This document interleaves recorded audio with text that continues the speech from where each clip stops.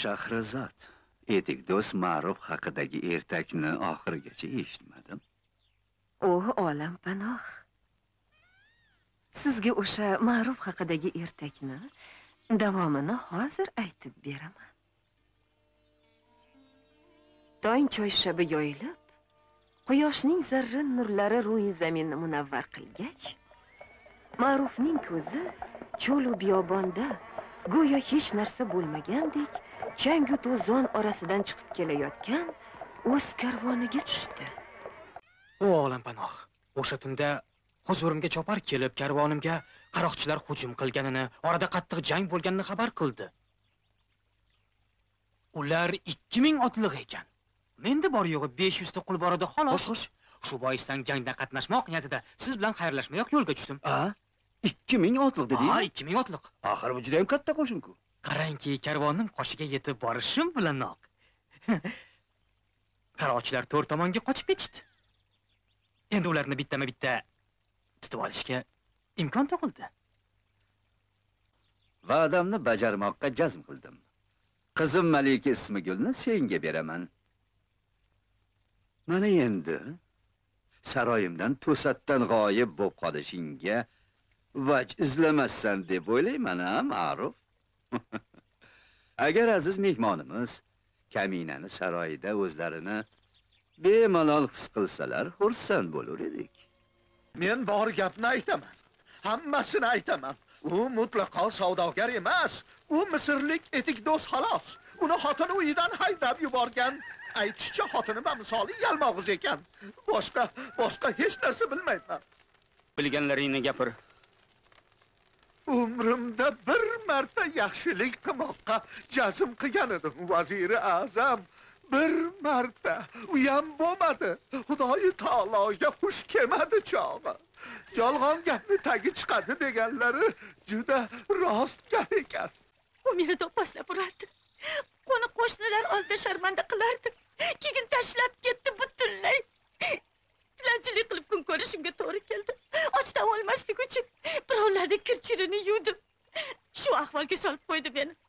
Xo'rzorlikda kun ko'ryapman. Uni uyga qaytishiga yordam bering, marhamatli olam panoh. Lekin Ma'ruf sen haqingda hech narsa degani yo'q edi. U sizni aldagan olam panoh. Yolg'on gapirgan. U savdogar emas. Oddiy bir etik do'st. Misrlik. Saroy ayvonida sobiq xo'jayining etik do'st Ma'ruf dumalab yotibdi.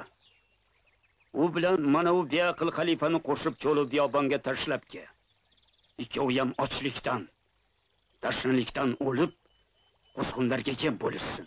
O'zingni o'ldira olmaysan, Sohib Jamol Ismigul. Sen qo'l ostindagi quli cho'rimga jazo berish, o'zingga shafqat qilish uchun tug'ilgansan. Gaplarimni yaxshilab o'ylab ko'r. Erta tongda kelaman.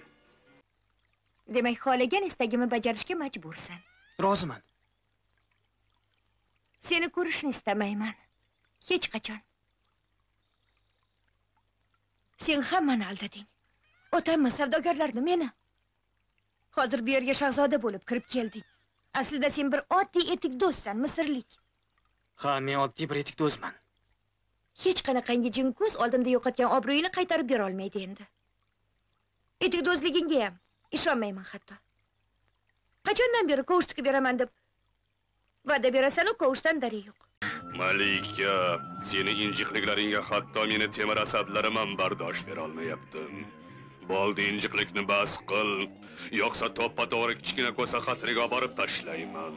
Men ming yillardan beri siz odamlar bilan muloqotda bo'lmagandim. Endi seni qallig'ing, mana u xalifangni vaziri hammang meni ko'kda uchadigan eshakka aylantirib qo'ydinglar.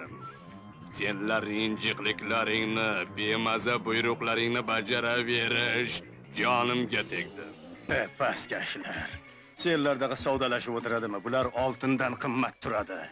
Shunday ajoyib xilqatlarni qadriga yetmaydigan ziqnalar. Barcha shahar ahli, hammangiz eshiting. Eshitmaganlarga bo'lsa yetkazing.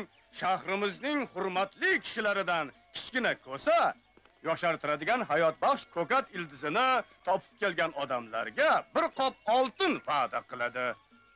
uni qidirib topishga harakat qiling. Negaki, bunday qulay imkoniyat hamisha ham bo'lavermaydi. Qasrda bir sohib jamol raqqosa paydo bo'lganmish. Jallod Masrur uni o'ziga o'ynash qo'moqchi ekan, lekin go'zallikda tengi yo'q u qizning raqslari kichkina ko'sani maftun qilib qo'yibdi. Uni aytgani aytganmish. O'sha qiz sizlarga yordam berishi mumkin. Mana bu dori faqat odamzotnigina emas, hatto buqani ham yiqitadi.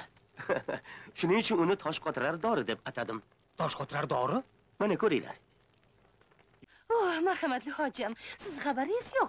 Ana o yolg'onchi tentagingiz odamlarning boshini olishdan o'zga narsani bilmaydi. Nahotki oltinlaringizga achinmasangiz, go'sxo'r Masrur qayoqdagi qiyshiq oyoq, tasqara asira qizlar uchun bir qop oltin beribdi. Hojam, unday nonko'rni yo'qotmog'ingiz kerak. Ha, undan hech qanday naf yo'q. Faqat boltasini ko'tarib kekkayib yurishni, qizlarga tikilishni biladi xolos. U xazinangizni sovuradi. Qanday bo'lmasin, uni yo'qotishingiz kerak. Masrur, Labay. shularimiz sotib olgan asiralaring? Ha, marhamatli hojam. Menga qara. Esingni yedingmi yuzsiz? Nahotki shular uchun bir qop oltin bergan bo'lsang.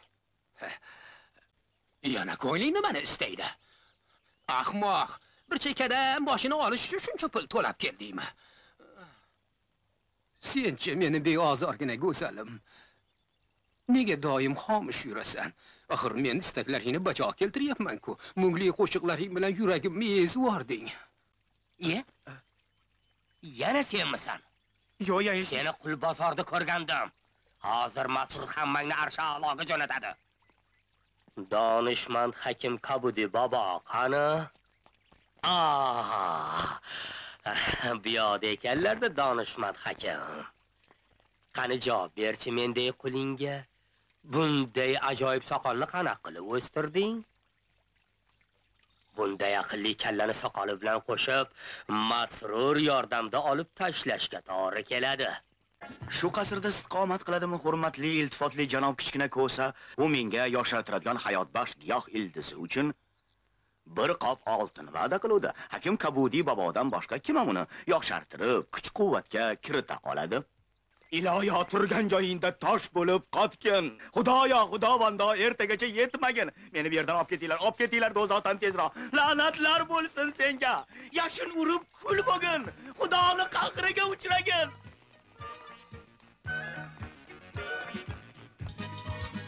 Komil Yarmatov nomidagi o'zbek film kinostudiyasida dublyaj qilingan. Dublyajda artistlardan Afzal Rafiqov, Rima Ahmedova, Sanjar Sa'dullayev, Oybarchin Bakirova, Dilbar Ismoilova, Rixsiboy Avazov, Tesha Mo'minov, Sobirjon Rahimjonov, Fayzulla Ahmedov, Farziddin Fayozov va boshqalar ishtirok etgan. Dublyaj rejissyori Sofiya Imomqulova, ovoz operatori Aleksandr Kudryashov, tarjimon Sharofat Qo'shboyeva, redaktorlar San'at Yo'ldosheva, Muqaddas Nazarova. Film tugadi.